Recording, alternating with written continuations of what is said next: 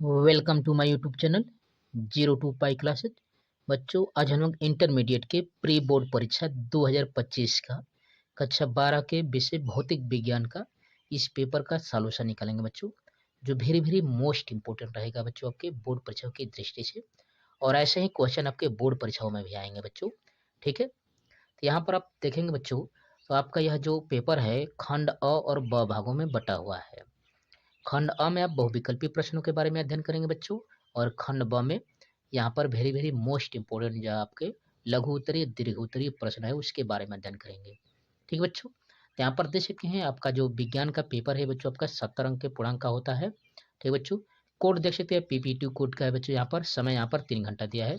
विषय भौतिक विज्ञान, प्री बोर्ड परीक्षा यानी बोर्ड परीक्षाओं के पहले की तैयारी है बच्चों। यहाँ पर ऐसे क्वेश्चन आपके बोर्ड परीक्षाओं में भी आएंगे। ठीक बच्चों, इसलिए आप इस पेपर का अच्छे से अध्ययन करिएगा बच्चों। तो चलिए यहाँ पर देखते हैं बच्चों, हल करते हैं। यहाँ पर नोट देख सकते हैं बच्चों, यहाँ पर कह रहा है सभी प्रश्न अनिवार्य है बच्चों, और खंड अ में कह रहा है बहुविकल्पीय प्रश्न। ठीक बच्चों, इससे पहले के यहाँ पर और भी विषयों के यहाँ पर प्ले लिस्ट बने हुए बच्चों, यहाँ पर जाकर वहाँ से आप बोर्ड परीक्षा की बेहतरीन तरीके से तैयारी कर सकते हैं। तो पहला क्वेश्चन देख सकते हैं बच्चों, यहाँ पर कह रहा है यहाँ पर निर्वात की वैद्युतशीलता का मात्रक है बच्चों, और ये 4 विकल्प है। इन चारों विकल्पों में से आपका आंसर क्या है बच्चों, जो वेरी वेरी मोस्ट इंपोर्टेंट है बच्चों आपकी बोर्ड परीक्षाओं की दृष्टि से आप समझ सकते हैं। यहाँ पर इन चारों विकल्पों में से आपका आंसर क्या हो जाएगा बच्चों, यहाँ पर निर्वात की वैद्युतशीलता की बात कर रहे हैं बच्चों, यहाँ पर समझ सकते हैं। तो इसका आंसर क्या हो जाएगा बच्चों, जल्द बताइए। तो निर्वात की वैद्युतशीलता का मात्रक हो जाएगा बच्चों यहाँ पर कूलाम्ब स्क्वायर प्रति न्यूटन मीटर स्क्वायर। इन चारों विकल्प कौन सा आपका आंसर क्या है बच्चों, कूलाम्ब स्क्वायर प्रति न्यूटन मीटर स्क्वायर, यानी इसका अविकल्प हो जाएगा बच्चों। क्या आंसर हो जाएगा बच्चों, अ हो जाएगा, याद रखिएगा। ठीक बच्चों, अगले क्वेश्चन में बढ़ेंगे बच्चों। यहाँ पर कह रहा है ख वाला, किसी भौतिक राशि के मात्रक यहाँ पर वोल्ट प्रति मीटर है, या आप कह सकते हैं न्यूटन प्रति कूलाम्ब है, ये दोनों है बच्चों। तो कह रहा है कि वो भौतिक राशि है, कौन सी भौतिक राशि का जो मात्रक होता है बच्चों वोल्ट प्रति मीटर होता है, और नहीं तो न्यूटन प्रति कूलाम्ब होता है। और ये 4 विकल्प है बच्चों। इन चारों विकल्पों के अनुसार आपका आंसर क्या है, ये वेरी वेरी मोस्ट इंपोर्टेंट है बच्चों, आप समझ सकते हैं इस तरह से। तो इसका आंसर बताइए बच्चों जल्दी। यहाँ पर जो वेरी वेरी मोस्ट इंपोर्टेंट है बच्चों, तो आप जानते हैं यहाँ पर न्यूटन प्रति जो कूलाम्ब होता है बच्चों, यहाँ पर इन 4 विकल्पों के अनुसार वो होता है बच्चों वैद्युत क्षेत्र की तीव्रता का। किसका मात्रक हो जाएगा बच्चों, यहाँ पर वैद्युत क्षेत्र की तीव्रता का, यानी इसका ब विकल्प हो जाएगा बच्चों। इसका आंसर क्या हो जाएगा बच्चों, ब विकल्प हो जाएगा, जो वेरी वेरी मोस्ट इंपोर्टेंट है बच्चों, आप समझ सकते हैं इस तरह से। ठीक है बच्चों, अगले क्वेश्चन में बढ़ेंगे बच्चों। यहाँ पर ग वाला करा है किसी शुद्ध प्रतिरोधक प्रत्यावर्ती परिपथ में विभव एवं धारा में कालांतर होता है, और ये 4 विकल्प है बच्चों। इन 4 विकल्पों के अनुसार आपका आंसर क्या है बच्चों। यहाँ पर आप जानते हैं बच्चों, जो यहाँ पर विभव हो और यहाँ पर जो धारा है, इसके बीच जो प्रत्यावर्ती धारा परिपथ की बात कर रहा है बच्चों, तो इसके बीच कालांतर क्या होता है बच्चों यहाँ पर, तो वह होता है 90 अंश का। तो इन 4 विकल्पों के अनुसार आपका आंसर क्या है बच्चों, जो वेरी वेरी मोस्ट इंपोर्टेंट है, क्या हो जाएगा बच्चों, यहाँ पर आप समझ सकते हैं, यहाँ पर हो जाएगा बच्चों π/2। ठीक बच्चों, इसका आंसर क्या हो जाएगा बच्चों, π/2 हो जाएगा, आप समझ सकते हैं। यहाँ पर देख सकते हैं, यहाँ पर क्या हो जाएगा बच्चों आंसर इसका π/2 हो जाएगा। ठीक है, अगले क्वेश्चन में बढ़ेंगे बच्चों। यहाँ पर कह रहा है आइंस्टीन के प्रकाश वैद्युत समीकरण में निम्नलिखित किस संरक्षण के नियम का पालन होता है बच्चों, और ये 4 विकल्प है बच्चों। इन चारों विकल्पों के अनुसार आपका आंसर क्या है, जो वेरी वेरी मोस्ट इंपोर्टेंट है बच्चों, आप समझ सकते हैं। ये 4 विकल्प है, इन चारों विकल्पों में से आपका आंसर क्या है बच्चों, जल्द बताइए। यहाँ पर आइंस्टीन का जो प्रकाश समीकरण होता है बच्चों, वह किस संरक्षण नियम का पालन करता है, तो वह हो जाएगा बच्चों यहाँ पर ऊर्जा संरक्षण नियम का पालन करता है। किस नियम का पालन करता है बच्चों, ऊर्जा के संरक्षण नियम का। तो इसका आंसर क्या हो जाएगा बच्चों, यहाँ पर ब हो जाएगा इसका आंसर, ऊर्जा संरक्षण नियम का पालन करता है, जो वेरी वेरी मोस्ट इंपोर्टेंट है बच्चों। ठीक है, तो आप अध्ययन करें बच्चों 02 पाई क्लासिक के चैनल पर। यहाँ पर 9, 10, 11, 12 के सभी विषयों की तैयारी फुल डिटेल के संग कंसेप्ट बाई कंसेप्ट कराई जा रही है बच्चों। इसलिए 02 पाई क्लास के परिवार से जुड़िए बच्चों। वीडियो को लाइक से सब्सक्राइब जरूर कीजिए। जो भी क्रू बच्चों कमेंट बॉक्स में कमेंट कर सकते हैं, जैसे पहले के वीडियोज के प्ले लिस्ट बन जाएंगे बच्चों, वहाँ से आप जाकर बोर्ड परीक्षाओं की बेहतरीन तरीके से तैयारी कर सकते हैं। इस चैनल पर आपको model paper, question paper, pre board paper, अनसल पेपर, ठीक बच्चों, सभी बोर्ड परीक्षाओं के पेपरों के सॉल्यूशन मिल जाएंगे बच्चों। ठीक है, इसलिए 02 पाई क्लास के प्रोसेस जुड़िए बच्चों। तो यहाँ पर देख सकते बच्चों, अंगा वाला कह रहा है यन टाइप अर्धचालक की प्रकृति कैसी होती है बच्चों, और ये 4 विकल्प है। इन चारों विकल्पों के अनुसार आपका आंसर क्या है बच्चों, जल्द बताइए। तो आप जानते हैं बच्चे यहाँ पर जो यन टाइप के जो अर्धचालक होते हैं उसकी जो प्रकृति होती है बच्चों, यानी वह होते हैं बच्चों यहाँ पर ऋणात्मक। क्या होते हैं बच्चों? ऋणात्मक प्रकृति के होते हैं। इसका आंसर क्या हो जाएगा बच्चों? अ हो जाएगा, यहाँ पर ऋणात्मक आंसर आएगा। ठीक है बच्चों, अगले क्वेश्चन बढ़ेंगे बच्चों। यहाँ पर च वाला कर रहा है, यहाँ पर दिया है बच्चों अंडर रूट के रूप में एल सी, यानी कि यल प्रेरकत्व है और सी धारिता है अंडर रूट के रूप में। तो कार्य कि इसका मात्रक क्या होगा, और ये 4 विकल्प है। तो इन 4 विकल्प में कौन सा आपका आंसर हो जाएगा बच्चे, यहाँ पर समझ सकते हैं। इन 4 विकल्प में कौन सा आपका आंसर क्या हो जाएगा बच्चों? तो इसका आंसर हो जाएगा, यहाँ पर समझ सकते हैं, इसका हो जाएगा बच्चों यहाँ पर सेकेंड। इसका आंसर क्या हो जाएगा बच्चों? यहाँ पर सेकेंड हो जाएगा। इसका आंसर क्या हो जाएगा बच्चों? यहाँ पर समझ सकते हैं, ये इसका आंसर हो जाएगा सेकेंड। ठीक बच्चों, तो इस तरह से हमने बहुविकल्पी क्वेश्चनों का यहाँ पर जो 5 बहुविकल्पी या 6 बहुविकल्पी जो क्वेश्चन है बच्चों, इसका हमने अध्ययन किया, जो वेरी वेरी मोस्ट इंपोर्टेंट थे बच्चों। अब हम लोग यहाँ पर देख सकते बच्चों, खंड ब अति लघु उत्तरीय प्रश्न दिया है बच्चों, 1-1 नंबर के क्वेश्चन दिया है, जो 6 दिया है। यहाँ पर पहला क्वेश्चन देख सकते बच्चों, दूसरे का करा यहाँ पर क वाला, चुंबकीय द्विध्रुव आघूर्ण को परिभाषित कीजिए, इसका व्यंजन लिखना है बच्चों। दूसरा ख वाला करा बच्चों, धारा घनत्व की परिभाषा में मात्रक लिखना है। ग वाला करा बच्चों, स्वप्रेरण गुणांक को परिभाषित कीजिए। घ वाला देख सकते बच्चों, यहाँ पर यम द्रव्यमान का एक कण भी चाल से गति करता है, तो कण की संगत द्विपरागली तरंगदैर्घ्य का सूत्र लिखना है। और अंग करा बच्चों, एक AMU एटॉमिक मास यूनिट द्रव्यमान छत्ती से कितनी ऊर्जा निकलती है बच्चों, इस तरह से आप समझ सकते हैं, जो वेरी वेरी मोस्ट इंपोर्टेंट बच्चों। चलिए इसका सॉल्यूशन निकालते हैं बच्चों, यहाँ पर देख सकते हैं इस तरह से दिया है। ठीक है बच्चों, तो यहाँ पर पूछ रहा था चुंबकीय द्विध्रुव आघूर्ण। तो यहाँ पर देखेंगे बच्चों, चुंबकीय द्विध्रुव आघूर्ण किसी चुंबकीय द्विध्रुव के चुंबकीय गुणों को मापने वाली राशि है बच्चों। ठीक है, और इसका मात्रक क्या होता है बच्चों? इसका मात्रक होता है एम्पियर मीटर स्क्वायर। क्या होता है बच्चों यहाँ पर? इसका मात्रक एम्पियर मीटर स्क्वायर होता है। अर्थात आप कह सकते हो बच्चों कि चुंबकीय द्विध्रुव आघूर्ण किसी चुंबकीय द्विध्रुव की चुंबकीय शक्ति को दर्शाता है। ठीक बच्चों, उसकी क्या दर्शाता है? चुंबकीय शक्ति को दर्शाता है। और यह क्या होता है बच्चों? एक सदिश राशि होती है, जो चुंबकीय यहाँ पर जो द्विध्रुव के चुंबकीय क्षेत्र की दिशा और उसकी तीव्रता को बताता है बच्चों, यहाँ पर आप समझ सकते हैं। ठीक बच्चों, इस तरह से आप कह सकते हैं। अगला क्वेश्चन कर रहा था बच्चों, यहाँ पर धारा घनत्व को परिभाषित करना था और मात्रक लिखना था बच्चों। देखेंगे यहाँ पर, ठीक है, चालक माध्यम के भीतर किसी पृष्ठ के लंबवत दिशा में इकाई क्षेत्रफल के द्वारा प्रवाहित होने वाली विद्युत धारा धारा घनत्व कहलाती है। यह एक सदिश राशि होती है, जबकि धारा स्वयं एक अदिश राशि होती है।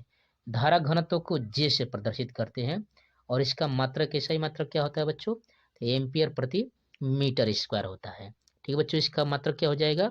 एम्पियर प्रति मीटर स्क्वायर। ठीक है बच्चों, अगले क्वेश्चन में बढ़ेंगे बच्चों। यहाँ पर कह रहा है स्वप्रेरण गुणांक को परिभाषित कीजिए। यहाँ पर देखेंगे बच्चों, कह रहा है किसी कुंडली का स्वप्रेरण गुणांक उस चुंबकीय फ्लक्स के बराबर होता है जो उस कुंडली में 1 एम्पियर की धारा प्रवाहित करने पर उत्पन्न होती है बच्चों।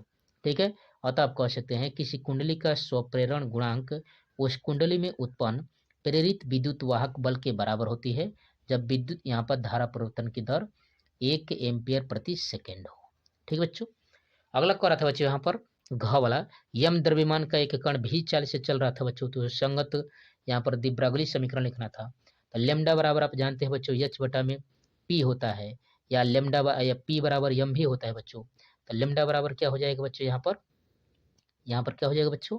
यहाँ पर आप समझ सकते हैं इस तरह से, यहाँ पर एच बटा में यम भी, जहाँ एच प्लांक नियतांक और पी कण का संवेग, यम द्रव्यमान का, यहाँ पर यम कण का द्रव्यमान है और भी कण का क्या है? वेग है। ठीक है बच्चों, अगला कह रहा था बच्चों यहाँ पर एक एटॉमिक मास यूनिट द्रव्यमान छत्ती से कितनी ऊर्जा निकलती है? तो आप जानते हैं बच्चों, एक AMU द्रव्यमान की छत्ती से लगभग 1.49 गुणे 10 का पावर -10 जूल ऊर्जा निकलती है बच्चों। 1.5 भी कह सकते हैं बच्चों, गुणे 10 का पावर -10 जूल यहाँ पर ऊर्जा निकलती है। इस तरह से आप समझ सकते हैं। ठीक बच्चों, अगला क्वेश्चन देख सकते बच्चों, यहाँ पर देख सकते थे 6 क्वेश्चन दिया था। अगला 14 करा था बच्चों, यहाँ पर 20 सेंटीमीटर फोकस दूरी वाले उत्तल लेंस की क्षमता की गणना कीजिए बच्चों। आप जानते हैं इसका आंसर क्या हो जाएगा बच्चों? इसको हल करेंगे तो यह हो जाएगा बच्चों 5 डायोप्टर। ठीक है बच्चों, यहाँ पर 20 सेंटीमीटर फोकस दूरी एफ बराबर दिया है, तो आर बराबर होता है F/2। ठीक ठीक बच्चों, इस हिसाब से निकालेंगे तो यहाँ पर हल करेंगे इसको तो 20/100 करेंगे बच्चों, तो 20/100 यानी 1/5 हो जाएगा। ठीक बच्चों, अब P बराबर जानते हैं बच्चों 1/F होता है, तो मान रख देंगे बच्चों यहाँ पर, तो 1/0.5, तो यहाँ पर हल करेंगे तो आपका आंसर हो जाएगा बच्चों, यहाँ पर हल कर देंगे तो यहाँ पर 5 डायोप्टर। ठीक बच्चों, चलिए अगला क्वेश्चन देख सकते बच्चे, यहाँ पर सवाल आ रहा है लघु उत्तरीय प्रश्न, और ये सभी 2-2 नंबर का क्वेश्चन है, और कुल मिलाकर कितना पूछा है बच्चों, 8 नंबर का क्वेश्चन पूछा है। कर है यहाँ पर प्रत्यवर्ती परिपथ में शक्ति गुणांक एवं वाटहीन धारा का अर्थ समझाना है बच्चों। यहाँ पर वाटहीन धारा किसे कहते हैं उसके बारे में बताना है, और यहाँ पर शक्ति गुणांक क्या होता है बच्चों प्रत्यवर्ती धारा में, उसके बारे में बताना है, जो वेरी वेरी मोस्ट इंपोर्टेंट है बच्चों, आप समझ सकते हैं। ऐसे ही क्वेश्चन आपके बोर्ड परीक्षाओं में भी आएंगे बच्चों। यहाँ पर आगे बढ़कर देखेंगे बच्चे, यहाँ पर खंड स दिया है बच्चों, कर है लघु उत्तरीय प्रश्न, और ये 2-2 नंबर के 8 क्वेश्चन दिए बच्चे, यहाँ पर 8 नंबर का, यहाँ पर 4 क्वेश्चन दिए है 2-2 नंबर का। ठीक है, और देख तो बच्चों कह रहा है प्रत्यवर्ती परिपथ में शक्ति गुणांक एवं वाटहीन धारा का अर्थ समझाना है बच्चों। ठीक है, जो वेरी वेरी मोस्ट इंपोर्टेंट है बच्चों आपका क्वेश्चन यह। ख वाला कर बच्चों प्रति चुंबकीय एवं अनुचुंबकीय पदार्थों का यहाँ पर परिभाषा उदाहरण सहित बताना है बच्चों। प्रति चुंबकीय, लौह चुंबकीय, अनुचुंबकीय की बात कर रहा है बच्चों, यहाँ पर समझ सकते हैं, जो वेरी वेरी मोस्ट इंपोर्टेंट है। ग वाला देख सकते बच्चों करा है 2 वोल्ट के स्रोत से 20 माइक्रोफैरड धारिता का संधारित्र आवेशित किया जाता है, संधारित्र पर आवेश में संचित ऊर्जा की गणना कीजिए। ठीक बच्चों, ऐसे क्वेश्चन आपकी वेरी वेरी मोस्ट इंपोर्टेंट है जो बोर्ड परीक्षाओं में आएंगे बच्चों। ठीक है, घ वाला कर कि μ0 एवं एप्सिलॉन 0 में संबंध बताना है बच्चों, जो वेरी वेरी मोस्ट इंपोर्टेंट है बच्चों, आप समझ सकते हैं इस तरह से। ठीक बच्चों, ऐसे आपके क्वेश्चन बोर्ड परीक्षा में जरूर आएंगे बच्चों। ठीक है, इस तरह से आप देख सकते थे तीसरा। ठीक है बच्चों, तो आप अध्ययन करें बच्चों 02 5 क्लासेस के चैनल पर, यहाँ पर 9, 10, 11, 12 के सभी विषयों की तैयारी फुल डिटेल के संग कंसेप्ट बाई कंसेप्ट कराए जा रहे हैं बच्चों, इसलिए आप 02 5 क्लास के परिवार से जुड़िए बच्चों। वीडियो को लाइक से सब्सक्राइब जरूर कीजिए, जो भी क्री हो बच्चों आप कमेंट बॉक्स में कमेंट कर सकते हैं, या इससे पहले की वीडियोज की प्लेलिस्ट मिल जाएगा बच्चों, वहाँ से आप जाकर बोर्ड परीक्षाओं की बेहतरीन तरीके से तैयारी कर सकते हैं। इस चैनल पर आपको model paper, question paper, answer paper, pre board paper, सभी बोर्ड परीक्षाओं के पेपरों का सॉल्यूशन बेहतरीन तरीके से कराया जाता है बच्चों, इसलिए आप 02 5 क्लास के परिवार से जुड़िए बच्चों। ठीक है, चलिए अगले क्वेश्चन में बढ़ जाते हैं बच्चों। यहाँ पर देख सकते हैं खंड जो द दिया बच्चों लघु उत्तरीय प्रश्न, और ये 3-3 नंबर के क्वेश्चन है बच्चों, कुल मिलाकर 10 क्वेश्चन है। यहाँ पर देख सकते हैं जी 30 नंबर क्लियर करेगा आपका। ठीक बच्चों, पहला क्वेश्चन देख सकते बच्चों कह रहा है वैद्युत द्विध्रुव आघूर्ण को परिभाषित कीजिए तथा किसी वैद्युत द्विध्रुव में 20 माइक्रो यहाँ पर कुलाम व -20 माइक्रो कुलाम की आवेश x सेंटीमीटर की दूरी पर है, द्विध्रुव के मध्य बिंदु से 20 सेंटीमीटर अक्षीय स्थिति में वैद्युत क्षेत्र की तीव्रता की गणना करना है बच्चों, जो वेरी वेरी मोस्ट इंपोर्टेंट है, बस समझ सकते हैं। खवाला देख सकते बच्चों यहाँ पर करा है आदर्श अमीटर एवं वोल्टमीटर का प्रतिरोध कितना होता है तथा अमीटर को परिपथ में किस क्रम में जोड़ा जाता है और क्यों जोड़ा जाता है। ग वाला देख सकते बच्चों करा है प्रकाश का व्यतिकरण क्या होता है, संपोषी विनाशी व्यतिकरण की परिणामी तीव्रता की गणना करना है। और आगे बढ़कर देखेंगे बच्चे यहाँ पर घ वाला करा है ऊर्जा बैंड की परिभाषित कीजिए तथा ऊर्जा बैंड के आधार पर चालक, अर्धचालक, अचालक को परिभाषित करना है। ठीक है, अंगा करा है कि एलसीआर परिपथ खींचकर प्रतिबाधा की गणना करना है बच्चों। ठीक बच्चों, जो वेरी वेरी मोस्ट इंपोर्टेंट है बच्चों, आप समझ सकते हैं इस तरह से। जैसे तो बच्चों यहाँ पर पूछ रहा था वैद्युत द्विध्रुव आघूर्ण क्या होता है उसके बारे में बताना था बच्चों। ठीक है, यहाँ पर इसका आंसर देखेंगे बच्चों, जो वेरी वेरी मोस्ट इंपोर्टेंट था बच्चों, यहाँ पर करा है वह वैद्युत निकाय जिसमें दो बराबर परंतु विपरीत प्रकार के बिंदु आवेश एक दूसरे से बहुत कम दूरी पर रखे हों वैद्युत द्विध्रुव कहलाता है। दोनों आवेशों में से किसी एक आवेश और दोनों आवेशों के बीच की दूरी के गुणनफल को द्विध्रुव का वैद्युत द्विध्रुव आघूर्ण कहते हैं बच्चों। इसे यहाँ पर स्मॉल पी से प्रदर्शित करते हैं। इलेक्ट्रिक डाइपोल मोमेंट की बात कर रहा था बच्चों, वैद्युत द्विध्रुव आघूर्ण को परिभाषित करने के लिए कर रहा था। तो इस तरह से आपका यह था बच्चों, जो वेरी वेरी मोस्ट इंपोर्टेंट था बच्चों, आप समझ सकते हैं इस तरह से। ठीक बच्चों, चलिए अगले क्वेश्चन ऊपर बढ़ जाते हैं बच्चों। यहाँ पर देख सकते हैं आगे पूछ रहा था बच्चों यहाँ पर प्रकाश का व्यतिकरण क्या होता है, संपोषी और विनाशी व्यतिकरण की तीव्रता को बताना था बच्चों, यहाँ पर देख सकते हैं। इस तरह से देख सकते हैं जो वेरी वेरी मोस्ट इंपोर्टेंट है, जो 3-3 नंबर में पूछ रहा बच्चों। यहाँ पर समान आवृत्ति के दो प्रकाश तरंगे जिनके आयाम समान हो जब किसी माध्यम में एक साथ चलती है तो माध्यम के विभिन्न बिंदु पर प्रकाश की तीव्रता उन तरंगों की अलग अलग तीव्रताओं के योग से भिन्न होती है। कुछ स्थानों पर प्रकाश की तीव्रता न्यूनतम होती है, जबकि कुछ स्थानों पर प्रकाश की तीव्रता अधिकतम होती है। प्रकाश तरंगों की इस घटना को प्रकाश का व्यतिकरण कहते हैं। जिस स्थान पर तीव्रता न्यूनतम होती है, उस स्थान पर हुई व्यतिकरण को विनाशी व्यतिकरण कहते हैं, तथा जिन स्थानों पर तीव्रता अधिकतम होती है, उन स्थानों पर हुई व्यतिकरण को समपोषी यहाँ पर व्यतिकरण कहते हैं। प्रकाश के व्यतिकरण के लिए जो आवश्यक शर्त है बच्चों, आप समझ सकते हैं, इस तरह से कह रहा है। प्रकाश के व्यतिकरण के लिए आवश्यक शर्तें निम्नलिखित है। दोनों, पहला कह रहा है कि दोनों प्रकाश स्रोत कला संबंध होने चाहिए, अर्थात दोनों स्रोतों से प्रकाश तरंगों के बीच कलांतर समय के साथ स्थिर रहना चाहिए। अगला कह रहा है दोनों तरंगों की आवृत्तियां बराबर होनी चाहिए, दोनों तरंगों के आयाम बराबर होने चाहिए। प्रकाश के दोनों स्रोतों के बीच दूरी बहुत कम होनी चाहिए, जिससे दोनों तरंगाग्र एक ही दिशा में चले और फ्रिंजें अधिक चौड़ी बने। ठीक है। अगला कह रहा है बच्चों दोनों प्रकाश स्रोत बहुत संकीर्ण होने चाहिए बच्चों। ठीक बच्चों, इस तरह से यहाँ पर पूछा है। आगे पूछ रहा था बच्चों, कह रहा था यहाँ पर दोनों तरंगों के व्यतिकरण से उत्पन्न परिणामी तीव्रता का यहाँ पर व्यंजन प्राप्त करना था बच्चों, जो वेरी वेरी मोस्ट इंपोर्टेंट है बच्चों, आप समझ सकते हैं इस तरह से। अथवा करके दे सकते बच्चों A1 तथा A2 आयामों तथा समान आवृत्ति के तरंगों के अध्यारोपण से उत्पन्न परिणामी तीव्रता के आयाम के लिए व्यंजन लिखना है, जहाँ फाई तरंग के बीच कलांतर है बच्चा। तो यहाँ पर देख सकते हैं व्यंजन के बारे में देखेंगे तो करा है, माना किसी माध्यम में दो तरंगे एक ही दिशा में गति कर रही है। मान लीजिए कि इसकी आवृत्तियां बराबर है और ये दोनों कंपन स्रोतों से इस प्रकार उत्पन्न होती है कि किसी बिंदु पर पहुंचने के समय उनके बीच कलांतर फाई है। यदि इन तरंगों के आयाम क्रमशः A1 A2 हो और उनके समय t पर माध्यम के किसी बिंदु पर इन तरंगों के कारण विस्थापन y1 y2 हो, तब y1 बराबर आप जानते हैं बच्चों A1 साइन ओमेगा टी होता है और y2 बराबर होता है A2 sine omega t plus phi हो जाएगा, क्योंकि यहाँ पर फाई था बच्चों कलांतर के बीच। तो जहाँ ओमेगा बट्टा में 2 पाई प्रत्येक आवृत्ति की यहाँ पर तरंग की आवृत्ति होती है। अब अध्यारोपण का सिद्धांत लगा देंगे बच्चों, तो y बराबर हो जाएगा y1 प्लस y2, जो परिणामी होगा। y1 का मान है बच्चों और y2 का मान है, दोनों मानों को रखकर हल कर लेंगे तो इस तरह से आपका निकल जाएगा बच्चों यहाँ पर A1 plus A2 cos phi into sine omega t और प्लस A2 साई फाई यहाँ पर कास ओमेगा टी। माना कि A1 plus A2 cos phi बराबर A कास थीटा, तब यहाँ पर हो जाएगा बच्चों A2 साइन फाई बराबर A साइन थीटा, जहाँ A व थीटा नए आयाम है। इस तरह से आप समीकरण को देख सकते हैं। आपका इस तरह से y बराबर आ जाएगा A sign omega t plus theta. समीकरण 5 समीकरण 1 का 2 के ही समान है।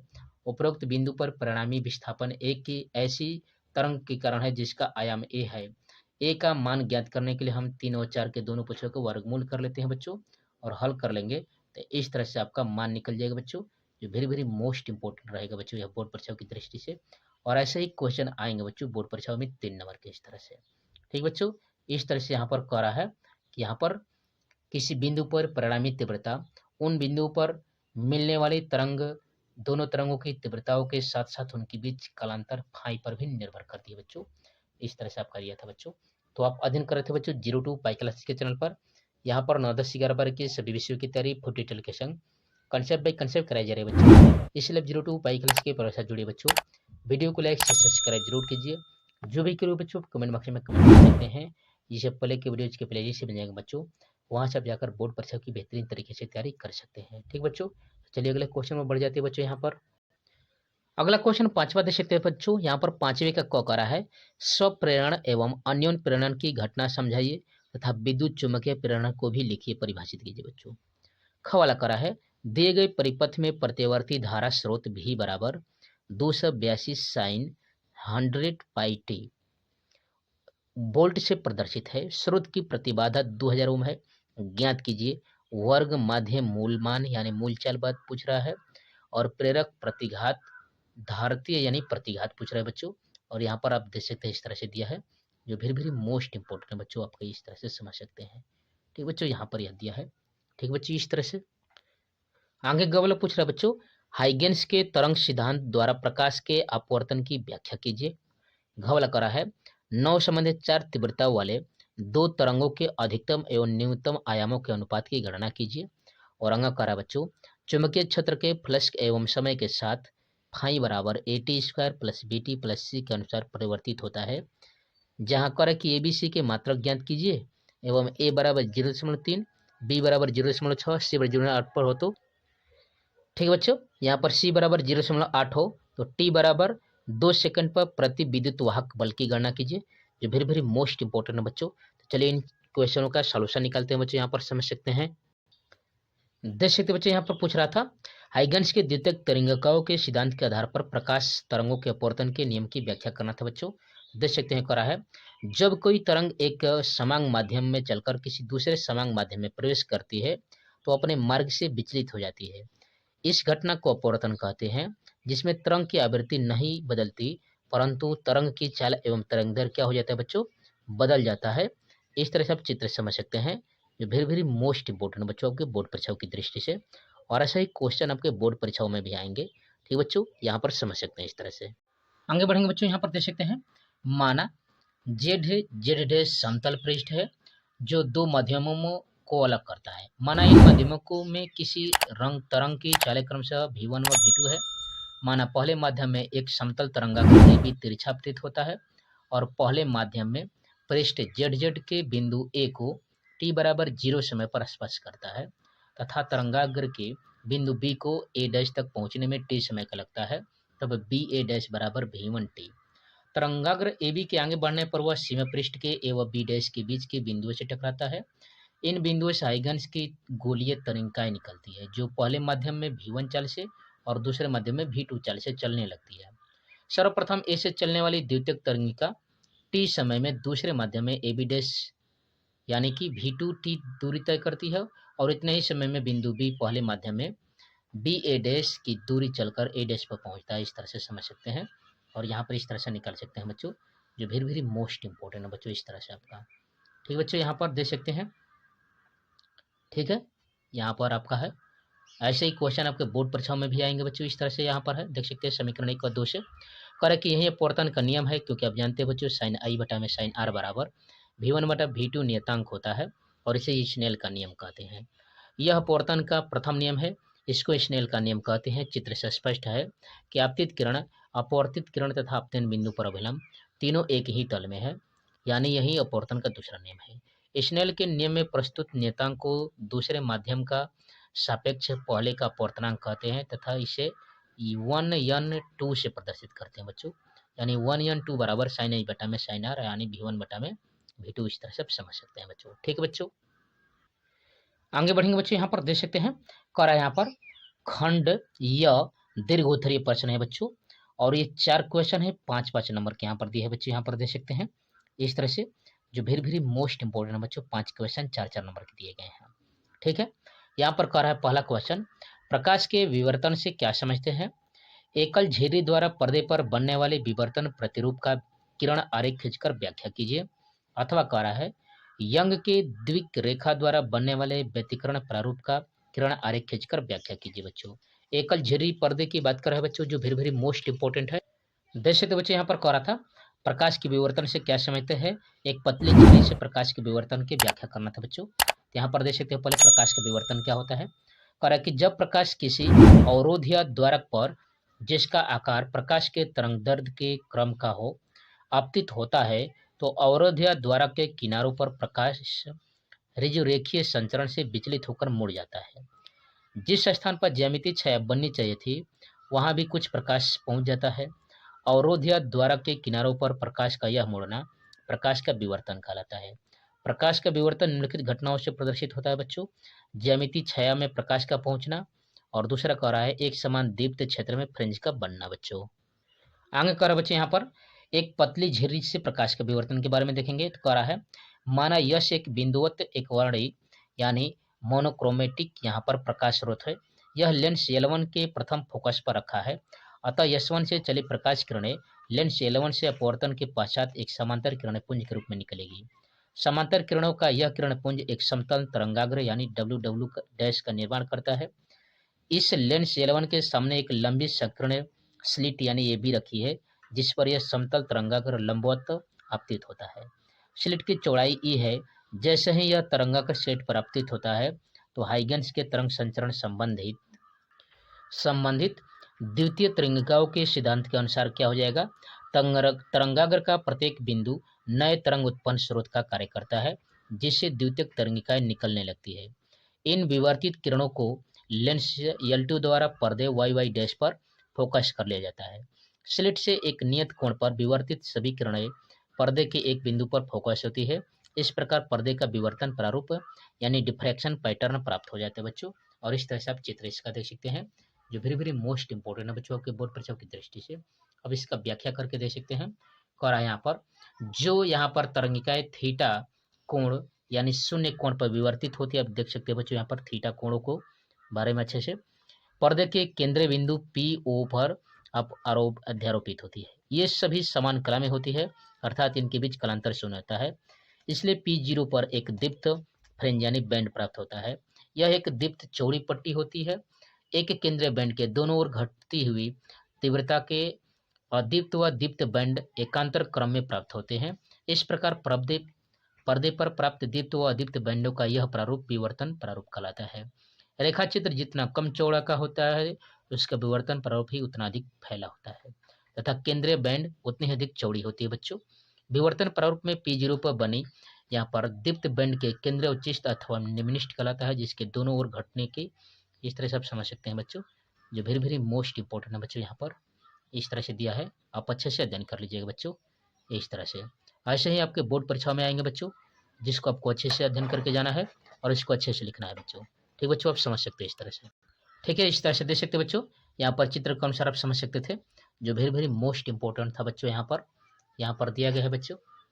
ठीक बच्चों, यहाँ पर इस तरह से देख सकते हैं, दो क्रमागत निम्निष्ठों के बीच का यहाँ पर प्रकाश का पहुंचना, इस तरह से आप समझ सकते हैं। और इनके बीच जो केंद्रीय आवृत्ति होती है उसके बीच की बात कर रहा है बच्चों, यहाँ पर इस तरह से यहाँ पर दिया है। ठीक बच्चों, उच्चिष्ट और निम्निष्ठ मानों को। ठीक बच्चों, तो आप अध्ययन करें बच्चों 02 पाई क्लासिक चैनल पर।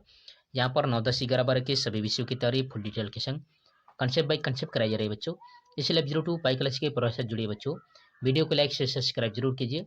जो भी क्वेरी हो बच्चों आप कमेंट बॉक्स में कमेंट कर सकते हैं, या इससे पहले के वीडियोज के प्ले लिस्ट मिल जाएगा बच्चों, वहाँ से आप जाकर बोर्ड परीक्षा की बेहतरीन तरीके से तैयारी कर सकते हैं। ठीक है बच्चों, आगे देख सकते बच्चों, यहाँ पर 7वां करा है, यहाँ पर नाभिकीय संलयन प्रक्रिया समझाइए तथा 3L7 नाभिक के लिए बंधन ऊर्जा प्रति न्यूक्लियन की गणना कीजिए।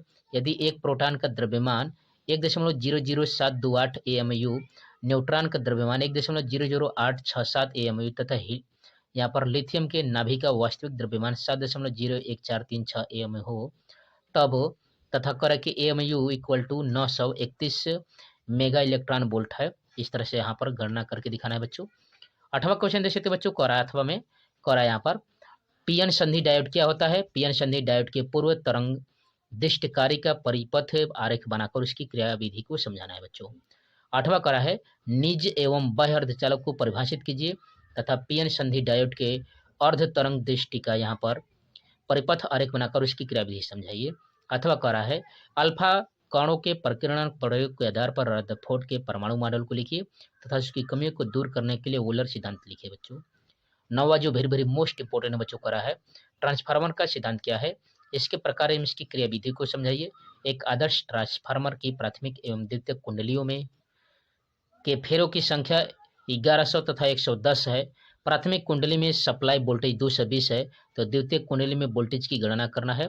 अथवा करा है बच्चों, विद्युत चुम्बकीय तरंग की परिभाषी एवं प्रत्येक प्रकार लिखिए तथा एक विद्युत चुम्बकीय तरंग का दोलन क्षेत्र EY बराबर दिया है 30 sin 2 × 10 के पावर 11t प्लस 300 पाई x वोल्ट प्रति मीटर से दिया गया है।